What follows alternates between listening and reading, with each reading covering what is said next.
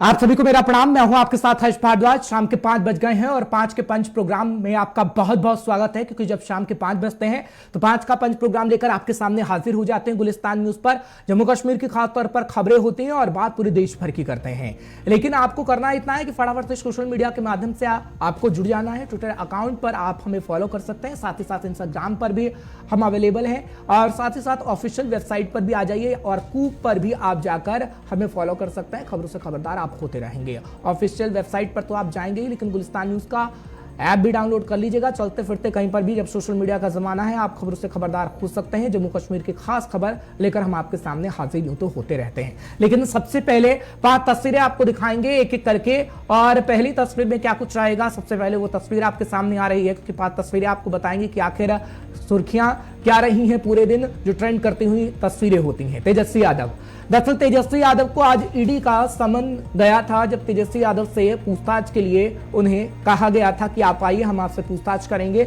लेकिन तेजस्वी यादव आज नहीं जा पाए। और तेजस्वी यादव की तरफ से यह हवाला दिया गया है कि उनकी पत्नी गर्भवती हैं, अस्पताल के अंदर है, इसलिए वो नहीं जा सकते हैं। हालांकि दोबारा कौन सी तारीख होगी जब तेजस्वी यादव पेश होंगे, ये तो वक्त ही बता पाएगा, लेकिन इस बात को दोहराया मल्लिकार्जुन खड़गे ने, यानी कांग्रेस के अध्यक्ष की तरफ से ये बात कही गई है कि लालू के परिवार को सिर्फ और सिर्फ परेशान करने की कोशिश की जा रही है और लालू के परिवार में उनके बेटे की पत्नी गर्भवती है, इसलिए उनको परेशान किया जा रहा है, उनकी बहनों को परेशान किया जा रहा है, लालू की पत्नी को परेशान किया जा रहा है। लेकिन आज बात यहीं तक नहीं थमी, जब हमने देखा कि तमाम विपक्षी पार्टियां मुखर होती हुई नजर आई। एक तरफ की कविता से ईडी पूछताछ कर रही थी, तो दूसरी तरफ बिहार के अंदर पूछताछ के लिए समन जा रहा था, तो तीसरी तरफ आम आदमी पार्टी से राघव चड्ढा भी बता रहे थे कि कैसे बीजेपी की सरकार में 95% सिर्फ विपक्षी पार्टियों के नेताओं पर ही सवाल खड़े किए गए हैं। सीबीआई ईडी पहुंची है, जो कि सिर्फ और सिर्फ बीजेपी सरकार में ही हुआ है। इससे पहले जितनी भी सरकारें रही हैं उसमें कभी नहीं हुआ कि विपक्षी पार्टी को टारगेट किया गया। उन्होंने टीएमसी, आरजेडी, तमाम नाम रखे, कांग्रेस, ऐसे तमाम नाम रखे हैं नेताओं के, और उनकी तरफ से बाकायदा प्रेस कॉन्फ्रेंस करके कटाक्ष करने का काम किया गया है। लेकिन निष्पक्षता पर सवाल भी खड़े कर दिए गए हैं और बीजेपी पर कटाक्ष करने का काम तमाम पार्टी कर रही है। लेकिन 2024 तक मान लीजिए आप कि ये हो हंगामा जारी रहेगा, क्योंकि 2024 में लोकसभा चुनाव है और 2025 में कई जगहों पर विधानसभा चुनाव भी है, जैसे राष्ट्रीय राजधानी दिल्ली, जैसे कि बिहार। फिलहाल दूसरी खबर आपको बताते हैं फटाफट से। दूसरी खबर में हमारे पास क्या है, जो ट्रेंडिंग करती हुई तस्वीर है, वो भी आपको बताना बेहद जरूरी है, क्योंकि ये कहा जाता है कि वो वायरस जिसका कहर पूरे देश में देखने को मिल रहा है, H3N2 वायरस, और ये वायरस कहीं ना कहीं खांसी आपको करता है, जुकाम होता है, बुखार होता है। लेकिन आज नीति आयोग की इस पर बैठक हुई है। इससे पहले हमने देखा था कि केंद्रीय स्वास्थ्य मंत्री की तरफ से कहा गया था कि हम पूरी तरीके से तैयार हैं, और मीटिंग भी दरअसल करके कहा गया है कि सभी स्वास्थ्य महकमा अलर्ट मोड पर रहे। लेकिन अभी नीति आयोग की तरफ से भी बैठक की गई है और तमाम पहलुओं को देखा जा रहा है, क्योंकि मामले लगातार बढ़ रहे हैं। लेकिन मौत की संख्या कल ही हमने आपको बताई थी, लेकिन 6 मौत की खबर कल आई, लेकिन आज 2 मौत की खबर और सामने आ रही है। और ये कहा जाता है कि साउथ के अंदर 2 मौत हुई हैं इस वायरस से। लेकिन आगे आने वाले समय में आपको अपना बहुत बहुत ख्याल रखना होगा, क्योंकि अगर आपने जरा से भी लापरवाही बरती, तो जैसे कोरोना के अंदर लापरवाही का नतीजा हमने देखा, वैसे ही इस वक्त भी लापरवाही आप बरतेंगे तो उसका नतीजा आपको भुगतना पड़ेगा। इसलिए आप अपना बहुत बहुत ख्याल रखिए। खबरों से खबरदार तो हम आपको करते रहेंगे। तीसरी खबर आपके सामने रख देते हैं। तीसरी खबर ट्रेंडिंग करती हुई क्या है वो हम आपको बता रहे हैं। उपराज्यपाल मनोज सिन्हा की तस्वीर आप देख रहे हैं जम्मू कश्मीर के। दरअसल जम्मू कश्मीर के उपराज्यपाल मनोज सिन्हा ने तवी रिवर फ्रंट प्रोजेक्ट की प्रगति का निरीक्षण किया है, उसके बारे में बात भी की गई है। इस दौरान उन्होंने कहा है कि तवी रिवर फ्रंट शहरी बुनियादी ढांचे की स्थिरता, व्यापार के अवसरों को सुनिश्चित करेगा और इससे नागरिकों के जीवन की गुणवत्ता को बढ़ावा मिलेगा। उन्होंने ये भी कहा कि तवी कृत्रिम झील बनने के बाद जम्मू शहर में पर्यटन को गति मिलेगी, यानी पर्यटन को बढ़ावा मिल सकेगा। जून महीने तक इस प्रतिष्ठित परियोजना के तहत सरोवर तैयार करने के दिशा निर्देश भी दे दिए गए हैं। लेकिन अन्य मुद्दों के बारे में जब उनसे पूछा गया तो वो कह रहे हैं कि तमाम मुद्दों को देखा जा रहा है और जम्मू कश्मीर के युवाओं, जम्मू कश्मीर के लोगों के लिए हम बेहतरी चाहते हैं और उनकी भलाई के लिए ही तमाम काम किए जा रहे हैं।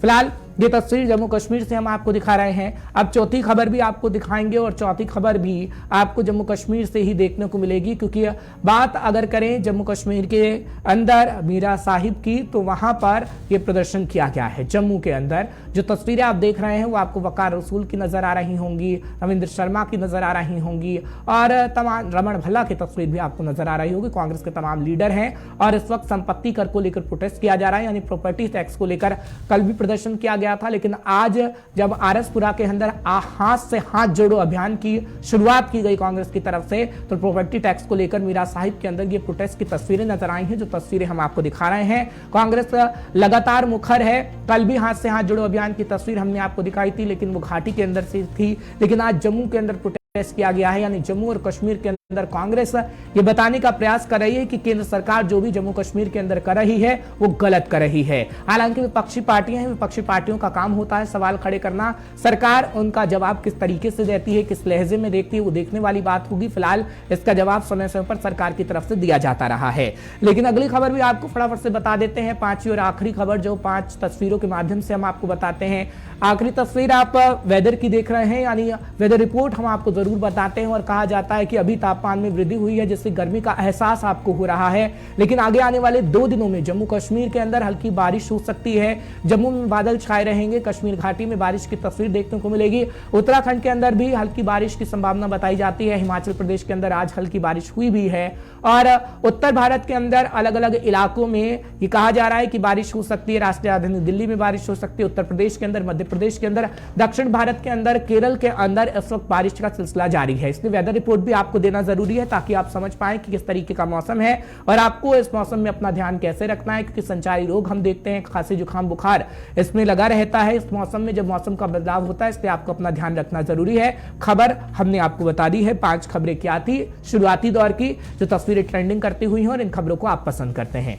बढ़ते आगे, बात जम्मू कश्मीर की करते हैं, क्योंकि पहली खबर हम आपको बताएंगे जम्मू को लेकर, क्योंकि जम्मू ने इस वक्त बंद देखने को मिल रहा है और वो किस लिए है वो भी आपको बताते हैं, क्योंकि चैंबर की तरफ से पिछले दिनों आपको याद होगा कि प्रेस कॉन्फ्रेंस की गई थी, जिसका आह्वान किया गया था कि जम्मू को बंद कर रहे हैं संपत्ति कर के विरोध में। आज जम्मू बंद का आह्वान था, कई राजनीतिक दलों की तरफ से इसका समर्थन किया गया, जिसमें नेशनल कॉन्फ्रेंस, कांग्रेस, पीडीपी का समर्थन इन्हें हासिल हुआ और प्रॉपर्टी टैक्स के विरोध में जम्मू बंद बुलाया गया था। फिलहाल आपको ताजी जानकारी इस वक्त की दे रहे हैं और सुबह से लेकर शाम तक की तस्वीरें भी गुलिस्तान न्यूज आपको इस वक्त दिखा रहा है, बता रहा है कि किस तरीके की तस्वीरें सामने आई हैं, क्योंकि संपत्ति कर, प्रॉपर्टी टैक्स जो लगाया गया है उसको लेकर विपक्षी पार्टियां जहां पर सरकार पर कटाक्ष करने का काम कर रही हैं, वहीं पर आज चैंबर की तरफ से बंद का आह्वान किया गया था और उसका समर्थन तमाम विपक्षी पार्टियों के नेताओं की तरफ से किया गया है। नेशनल कॉन्फ्रेंस, कांग्रेस, पीडीपी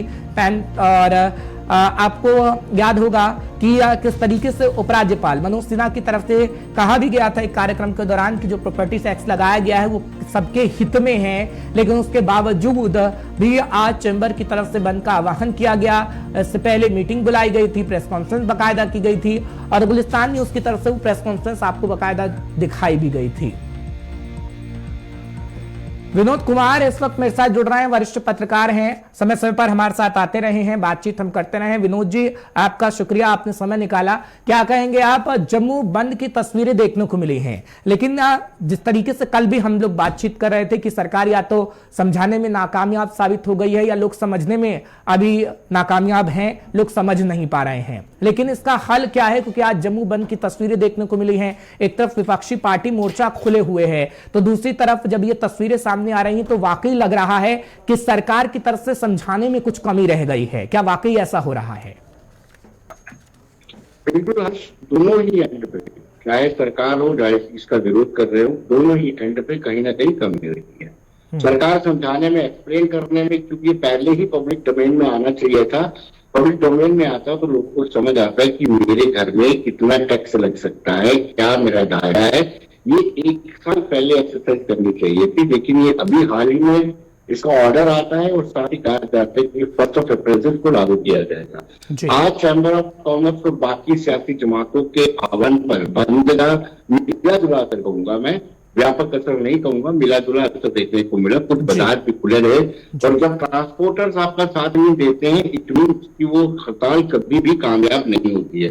जब सरकारी सवारी वाली वाहनें भी आपको मिल जाएंगी, मालवाहक वाहन भी मिल जाएंगे, तो हो सकता है कि फिर उसको कंप्लीट बंद नहीं किया जा सकता है, कहा जा सकता है। लेकिन आज बंद का मिला जुला असर देखने को मिला, और ये असर जो है इसके असर का असर सरकार पर देखने को मिला। और खुद आज एलजी मनोज कुमार सिन्हा ने एक स्टेटमेंट दिया, और स्टेटमेंट में ये कहा है कि पब्लिक को पहले सुना जाएगा, उनके लिए द्वार खुले हैं, जो भी आता जाता है सुझाव दे सकता है। यानी उन्होंने ऑफर दिया है, जो लोग नाराजगी व्यक्त कर रहे हैं, जो इसका विरोध कर रहे हैं, उनके लिए बातचीत का नहीं होता है। तो कहीं ना कहीं इस बंद का थोड़ा बहुत असर जो है देखने को मिला है।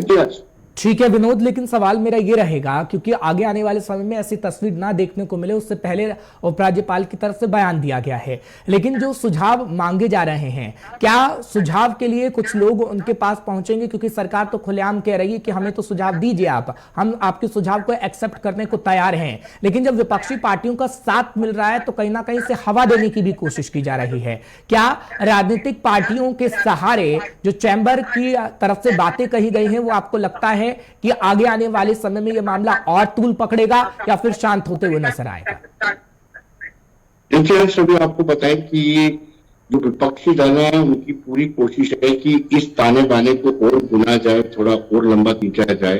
अगर हम भारतीय जनता पार्टी की बात करते, क्योंकि हम खुद नहीं कुछ कह सकते, भारतीय जनता पार्टी के लोग कहते हैं कि विपक्षी दलों के पास अब करने को कुछ नहीं है, लिहाजा ये आल पार्टी मीट कर रहे हैं, और इस तरह के मुद्दों को लेकर के बंद करने वालों का सहयोग कर रहे हैं, ताबून कर रहे हैं। तो हालांकि ये प्रॉपर्टी टैक्स देश भर में लगाया है। 5 अगस्त 2019 को एक जो स्पेशल स्टेटस जम्मू कश्मीर को मिला था, वो अब स्टेटस जम्मू कश्मीर के पास नहीं रहा है। जम्मू कश्मीर का अपना फ्लैग नहीं रहा है, जम्मू कश्मीर का अपना कॉन्स्टिट्यूशन नहीं रहा है। अब जो चीजें देश के बाकी हिस्सों में है, यहाँ पर भी लगेंगी।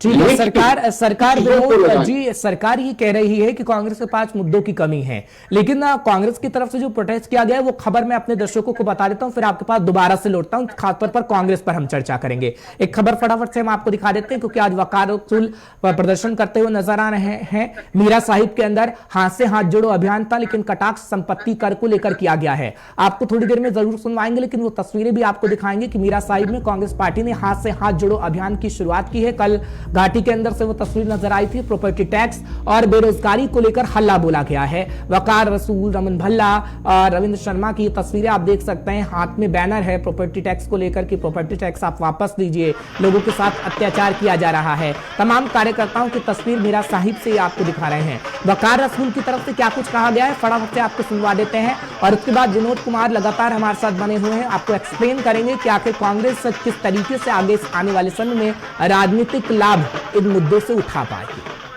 बहुत ज्यादा है हिंदुस्तान में, बहुत ज्यादा, और जम्मू कश्मीर में नंबर 1 पे बेरोजगारी। एक तो वो मुद्दा है, दूसरा जो नफरत का नारा बीजेपी ने दिया, उस नफरत को खत्म करने के लिए राहुल जी जैसे चले। हम कहते हैं नफरत छोड़ो भारत जोड़ो, ये होना चाहिए, नफरत खत्म होनी चाहिए। तो आपने सुना, नफरत खत्म होनी चाहिए, और लोग किस तरीके से परेशान है उसका हल होना चाहिए, ये कांग्रेस की तरफ से कहा गया है। विनोद जी, मैं आपके पास आ रहा हूं, क्योंकि तमाम पार्टियों की अगर मैं बात करता हूं तो जमीनी स्तर पर काम की तस्वीरें नजर आ रही हैं। कांग्रेस भी जमीनी स्तर पर काम करने की बात कह रही है, लेकिन हाथ से हाथ जोड़ो अभियान जो तस्वीर हमें देखने को मिली, वो तस्वीर लोगों के जहन से भूलने नहीं देना चाहती है कांग्रेस। हाथ से हाथ जोड़ो अभियान इस वक्त चल रहा है, लेकिन आपको लगता है कि जम्मू के अंदर खास तौर पर कांग्रेस अपने वर्चस्व को बनाने में कामयाब हो पाएगी?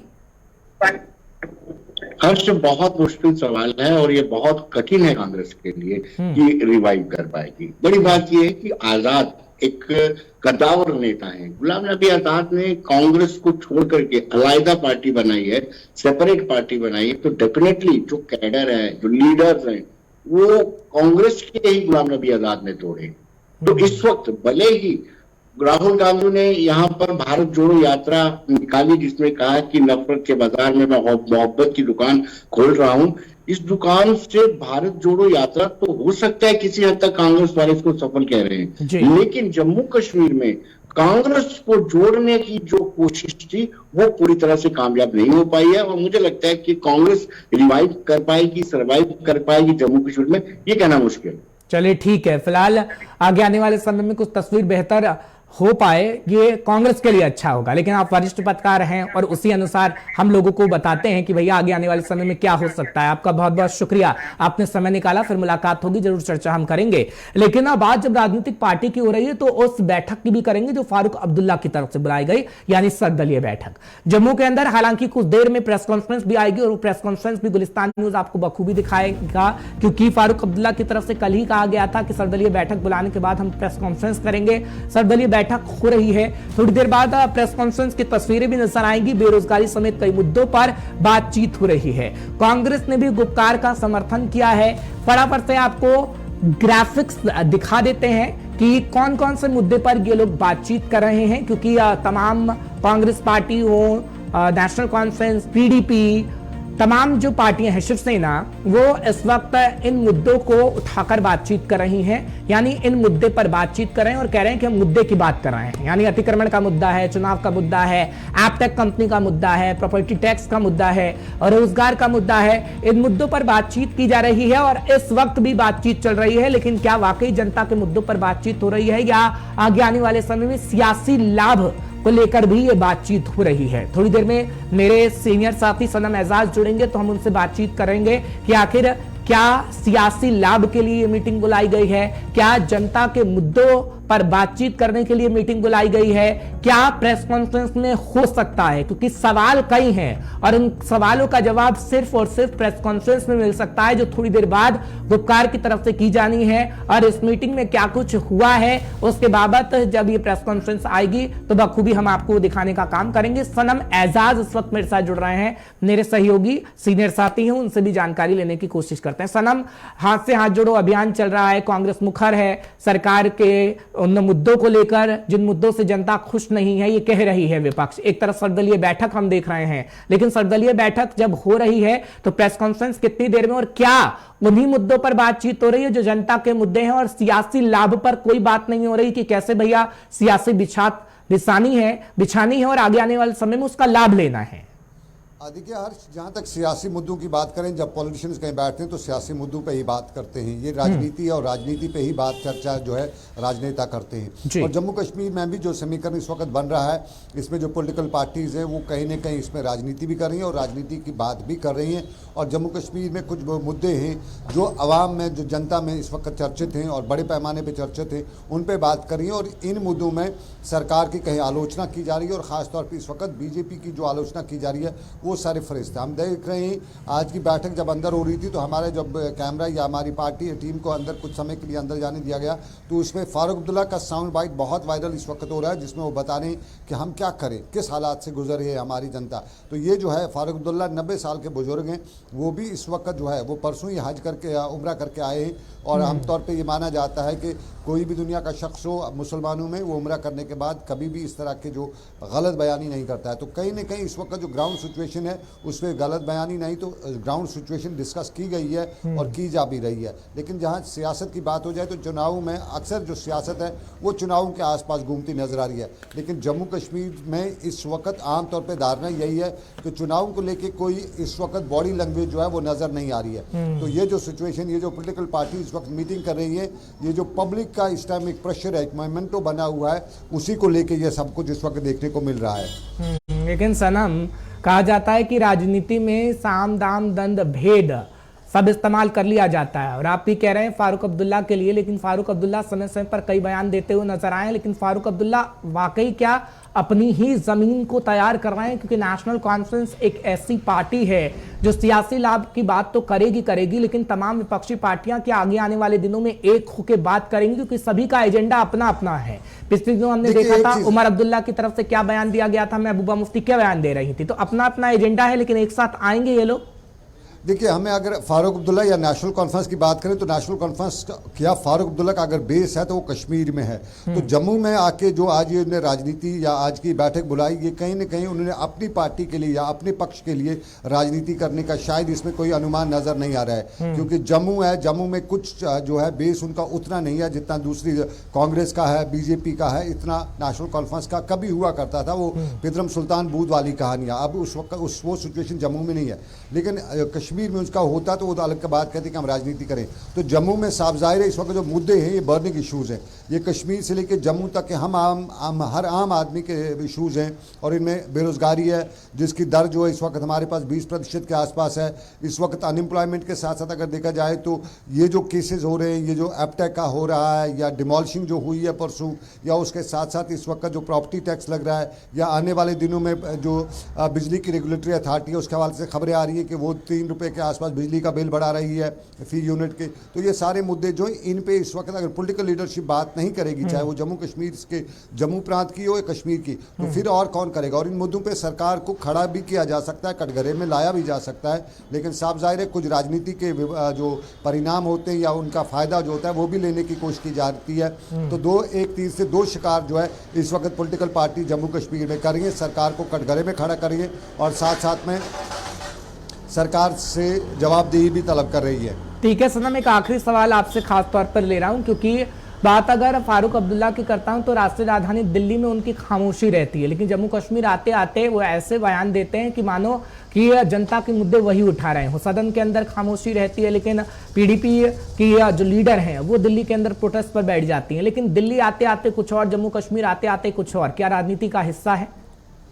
देखिए, एक चीज़ मानना पड़ेगा, एक तो ये विडंबना है कश्मीर की या जम्मू कश्मीर के पब्लिक की, उनके नेताओं की, कि वो रुख बदलते हैं। और दूसरा ये भी होता है कि जैसा कि देश वैसा बेस, ये भी कभी कभी हो जाता है। जैसा देश वैसा बेस करते हुए फारूक अब्दुल्ला जब दिल्ली पहुंचते हैं तो वो कश्मीर की जो सिचुएशन है शायद वो भूल जाते हैं। यहाँ का जो रंग रौनक, यहाँ की वो चमक दमक जो है शायद उसमें घुल मिल जाते हैं, और कश्मीर का वो दुख दर्द, जम्मू का वो जो परेशानी है वो शायद वो भूल जाते हैं। तो इस कारण वो दिल्ली में आमतौर पर उनकी कुछ और भाषा होती है और दिल्ली के हवाले से ही भाषा होती है। जिस तरह दिल्ली की लाइफ स्टाइल का शायद उन पर असर होता है, और ये दुनिया के शायद हर इंसान को होता है, क्योंकि जिस हालत में जो आदमी रहता है उसका असर जो होता है उसकी बातों में, उसकी कथनी और करनी में भी हो जाता है। ठीक है, ऐशो आराम में वो जनता के मुद्दों को भूल जाते हैं। आप ये सीधे सीधे कह रहे हैं कि दिल्ली में ऐशो आराम मिलता है तो जनता के मुद्दों को भूल जाते हैं, लेकिन जम्मू कश्मीर में भी ऐशो आराम है, लेकिन पॉलिटिक्स करनी है, राजनीति चमकानी है, तो मुद्दे तो याद रखने होंगे।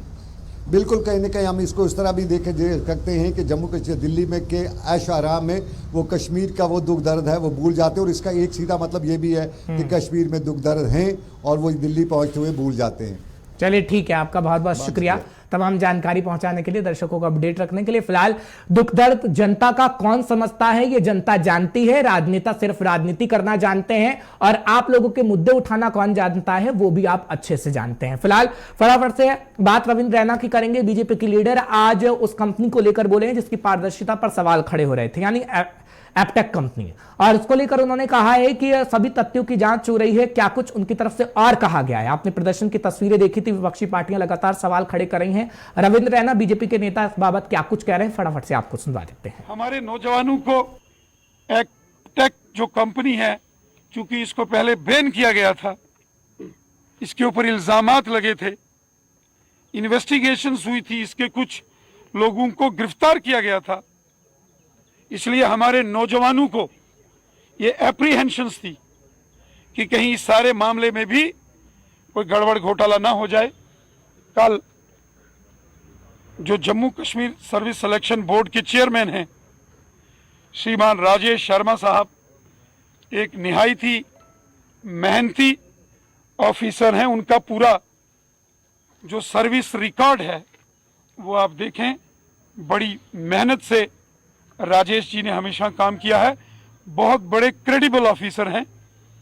और राजभवन में पहले के ज़माने में जब एन वोरा साहब थे या सतपाल मलिक मुर्मू साहब, उस जमाने फिलहाल एपटेक कंपनी को लेकर क्या कुछ कहा जा रहा था हम आपको सुनवा रहे थे, लेकिन सीधे जम्मू लिए चलते हैं। सर्वदलीय बैठक के बाद क्या कुछ वकार रसूल कह रहे हैं कांग्रेस के लीडर, आपको फटाफट से सुनवा दे रहे हैं जम्मू से सीधा लाइव। फिलहाल थोड़ी देर में हम आपको जरूर सुनवाएंगे। रितिका राजपूत मेरे साथ वहीं से मौजूद है। रितिका, फटाफट से ये लोग दिल्ली का कूच करेंगे, वहां जाके जो नेशनल लीडर्स हैं उनसे बातचीत की जाएगी, जम्मू कश्मीर की समस्याओं को वहां पे रखा जाएगा, इलेक्शन करवाने को लेके बातचीत वहां की जाएगी। और साथ ही साथ आपको बता देना चाहते हैं जितने भी लीडर्स यहाँ पे आए थे सबकी प्रेजेंस में ये मीटिंग हुई है, जिसमें कांग्रेस के नेता भी आए थे, जिसमें पीडीपी के नेता भी थे, एनसी के भी तमाम वर्कर्स जो हैं, डॉक्टर फारूक अब्दुल्ला समेत वो लोग इसमें शामिल हुए थे। और भी सामाजिक संगठन है जिसमें शिवसेना जो है उनकी तरफ से भी यहाँ पे डेलीगेशन आए हुए थे, उन्हीं की मौजूदगी में बातचीत हुई है। तमाम मुद्दे जम्मू कश्मीर में, चाहे वो प्रॉपर्टी टैक्स का हो, चाहे आज तक जितने भी ऑर्डर्स निकल के आए हो, तमाम बातों को लेके यहाँ पे आपस में सलाह मशवरा किया गया और ये डिसाइड किया गया कि ये दिल्ली की तरफ कूच करने वाले हैं। अब आने वाले समय में तमाम मुद्दों को लेके क्या कुछ हल निकलेंगे या फिर इसका क्या कुछ रिप्लाई हमें बीजेपी से मिलेगा, वो भी हम आप तक पहुंचाने का पूरा कार्य जरूर करेंगे। अब तक के लिए इतना ही। मैं रितिका राजपूत, कैमरामैन गगनदीप के साथ, धन्यवाद। जानकारी इस वक्त दे रही थी और उनकी तरफ से बताया जा रहा था कि किन किन अहम मुद्दों पर बातचीत हुई है। वकार रसूल ने खासतौर पर रितिका राजपूत मेरी सहयोगी से बातचीत के दौरान कहा है कि कौन कौन से मुद्दे उठाए गए हैं, या फिर वो प्रॉपर्टी टैक्स को लेकर हो, अतिक्रमण का मुद्दा हो। फिलहाल क्या कुछ कह रहे हैं वकार रसूल जब मेरी सहयोगी बातचीत कर रही थी, आपको सुना। जब कॉल करेंगे तो हम सब जाएंगे। जैसे कि आपने सुना,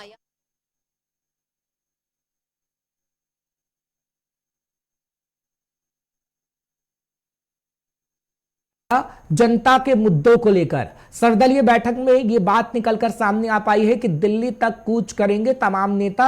अगर जनता के मुद्दों को उठाएंगे राष्ट्रीय राजधानी दिल्ली तक, वो तस्वीरें कैसी होंगी उसके बारे में हम जरूर जिक्र करेंगे, क्योंकि मेरे सहयोगी लगातार बातचीत कर रही है राजनेताओं से। अभी फारूक अब्दुल्ला क्या कुछ कहेंगे उस बाबत भी हम आपको जरूर सुनवाएंगे, उनकी प्रेस कॉन्फ्रेंस की फारूक अब्दुल्ला की तरफ से क्या कुछ कहा गया है। लेकिन जब बातचीत हो रही है मेरी सहयोगी की, तो वो कह रहे हैं कि अनेक मुद्दों पर बातचीत की गई है, लेकिन इन मुद्दों को दिल्ली तक उठाया जाएगा। फटाफट से सुन लीजिए वकार रसूल की तरफ से क्या कुछ कहा गया जब मेरी सहयोगी उनसे बातचीत कर रही थी।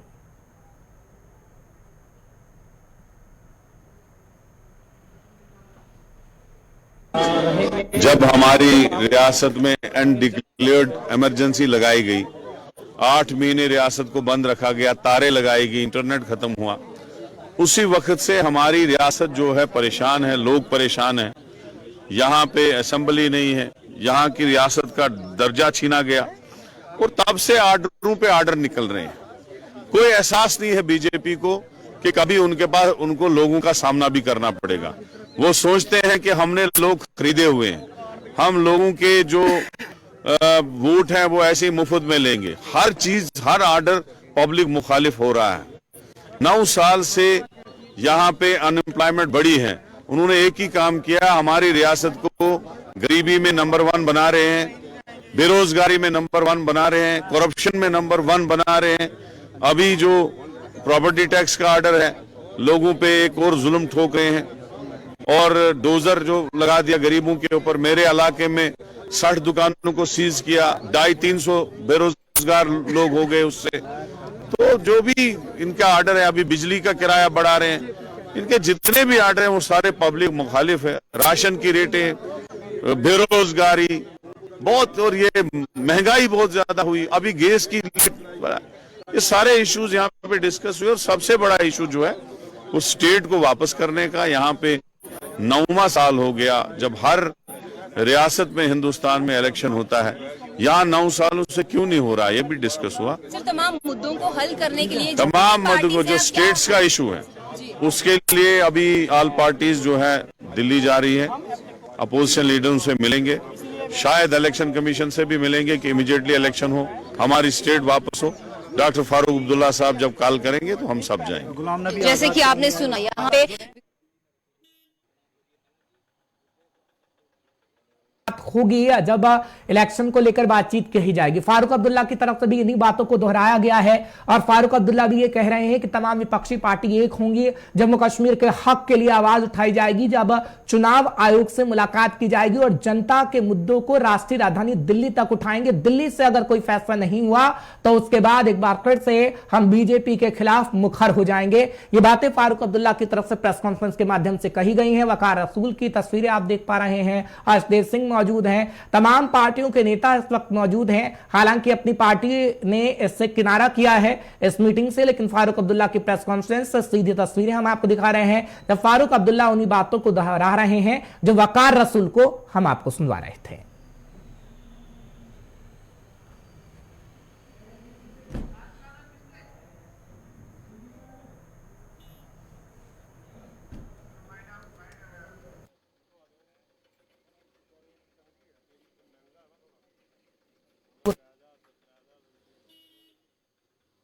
थे और वो तस्वीरें भी गुलिस्तान न्यूज ने आपको दिखाई हैं जब सर्वदलीय बैठक के बाद मेरी सहयोगी अलग अलग राजनेताओं से बातचीत करने की कोशिश कर रही थी, चाहे फिर वो वकार रसूल हो, रमन भल्ला हो, लेकिन फारूक अब्दुल्ला की तरफ से बाकायदा प्रेस कॉन्फ्रेंस करके ये कहा गया है कि सभी पार्टियां एक हों और बीजेपी को बताने का प्रयास करें कि कैसे जनता के खिलाफ वो माहौल बनाने की कोशिश करे। एक है राष्ट्रीय राजधानी दिल्ली से कैसी तस्वीरें आएंगी, जम्मू कश्मीर के अंदर और कौन सी तस्वीरें बदलेंगी, गुलिस्तान न्यूज हर खबर से आपको अपडेट करेगा। लेकिन 5 के पंच में मेरे साथ बस इतना ही, एक छोटा सा ब्रेक लेंगे, कल फिर 5 के पंच लेकर आपके सामने हाजिर होंगे। ब्रेक के उस पार देखिए ग्राउंड रिपोर्ट।